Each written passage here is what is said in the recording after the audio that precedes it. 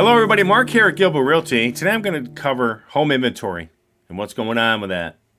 And I think people are going to be surprised by some of the numbers that are coming out. And, in some areas around the country, there still is low inventory. It's not a lie when someone says that there's a housing shortage in certain areas. But the majority of the country is not having a housing shortage. You don't need a ton of housing when there's not a lot of buyers in the market. But what I'm going to show you today is just an example of what's really going on in the state of Florida and also going on across the country and other states. As you can see that there's no housing shortage in many of these states already. It's already changed. It's been changing since 2022. As I stated back in last year, beginning of this year, the peak in the villages was mid-2022. That was the peak.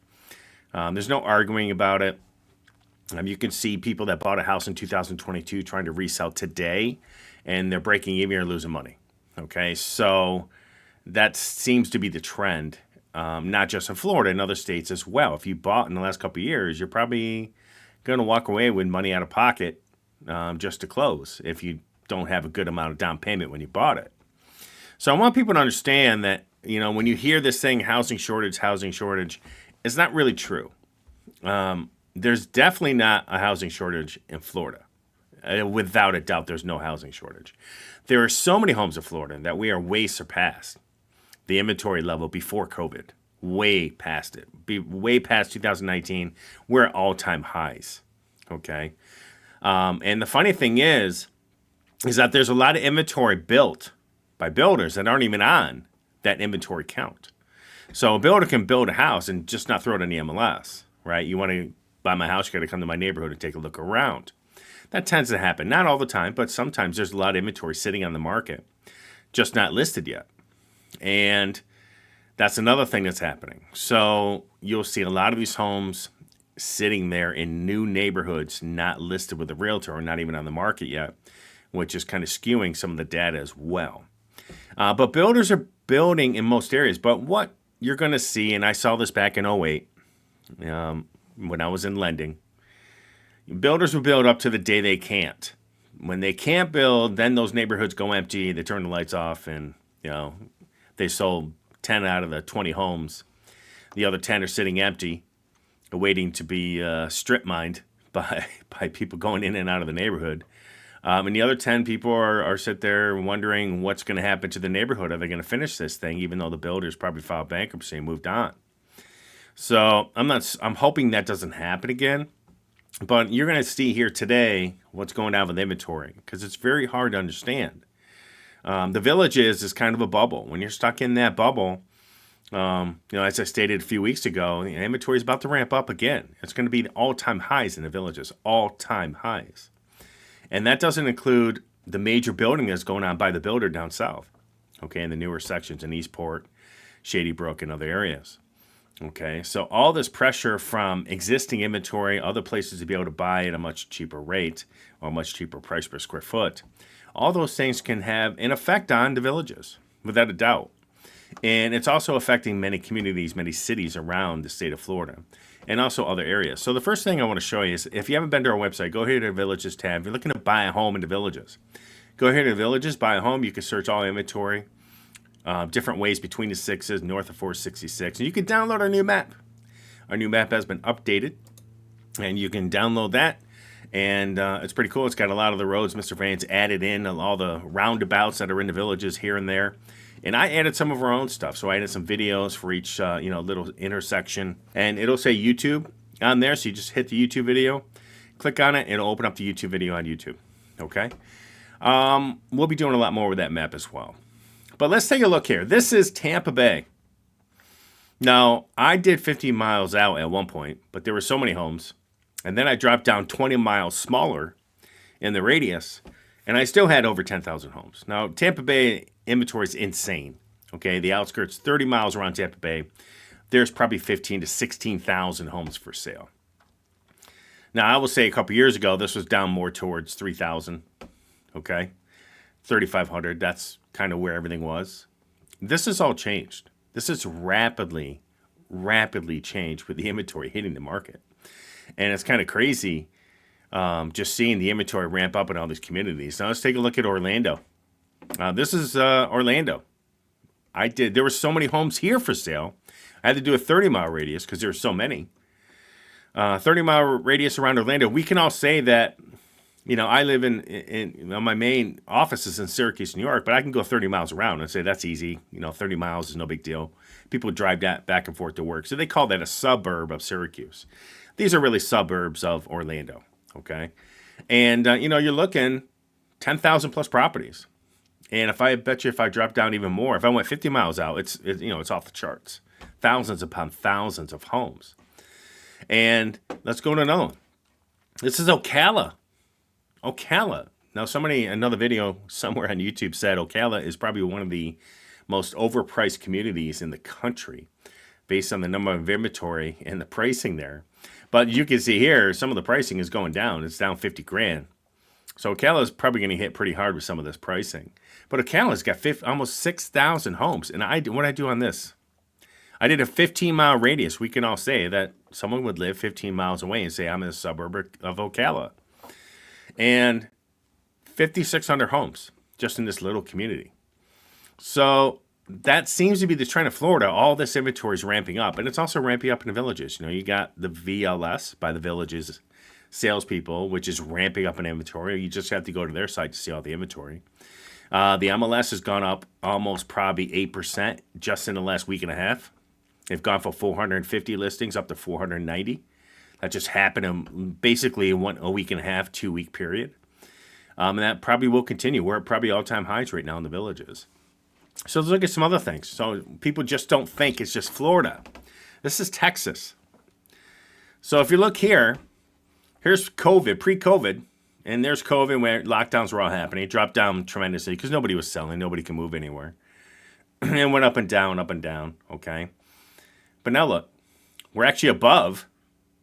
This is all-time high inventory. If I go all the way back to 2016, this is all-time high. We haven't been this high inventory in Texas going on 8 years. This is all-time high. That's not the only one. Let's go to California.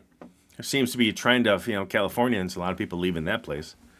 Going up and down, they had 5,800. But again, if I go here, it's at 58.6. We're way above pre-COVID.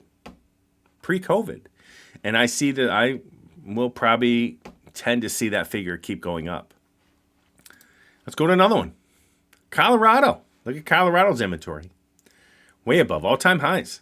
Hitting back to 2019. Haven't seen that inventory before that since 2017. Okay, as you can see here, 25,000 listings. This is August, okay?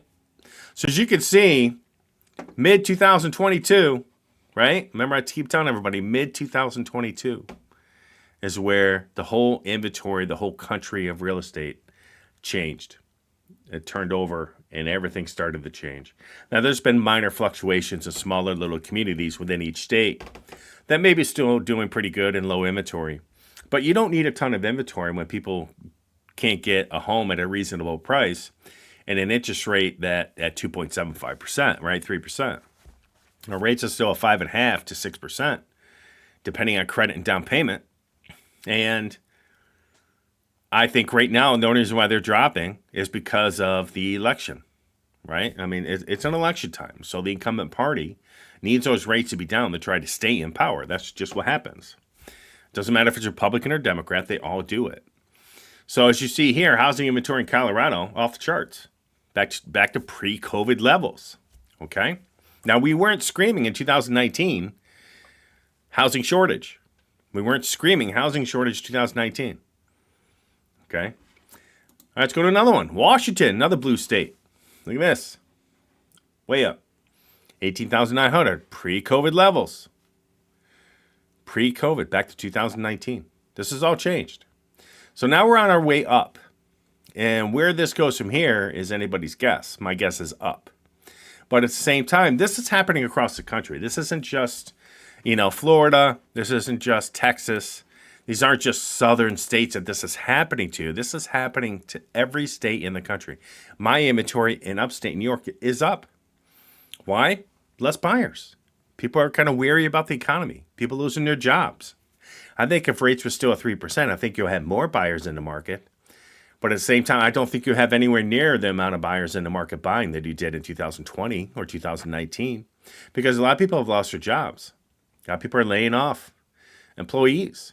So their future is uncertain. That seems to be the trend. We just had somebody call us that lives in the Villages the other day and said, hey, you know, I own a house in the Villages, and we're kind of worried where the economy is going, so we want to, you know, become debt-free. So we want to sell our place, okay, and buy another one in the Villages, but we want to pay cash for that from our current home sale. Definitely can do that.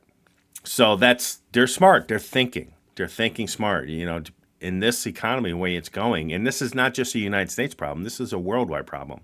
The largest employer of Germany just pretty much closed its doors and laid everybody off. This is going around the whole world. Okay. So unfortunately, this is what's going on in the real estate market. You know, be very wary when someone says that there's a housing shortage. I'm not saying that there isn't a shortage in some areas. There definitely is. They're not wrong. But it's very, very, very small looking in the bigger picture.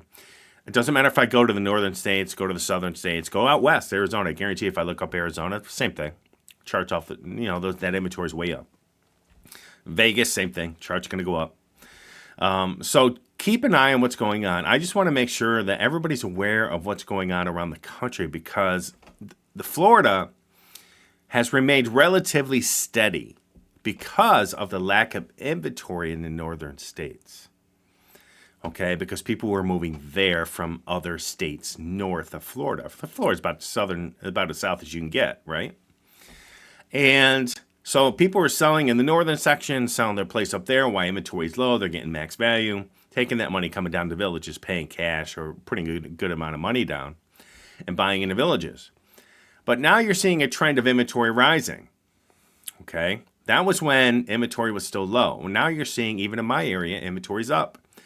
Now you're seeing inventory rise. When you see that happen, that will put pressure on the Florida housing. I don't care if you're in the Villages or outside the Villages. That's going to put pressure on it. So just keep an eye on it. Just want to give you a heads up on my opinion on all this. I think rates are probably not going to stay down.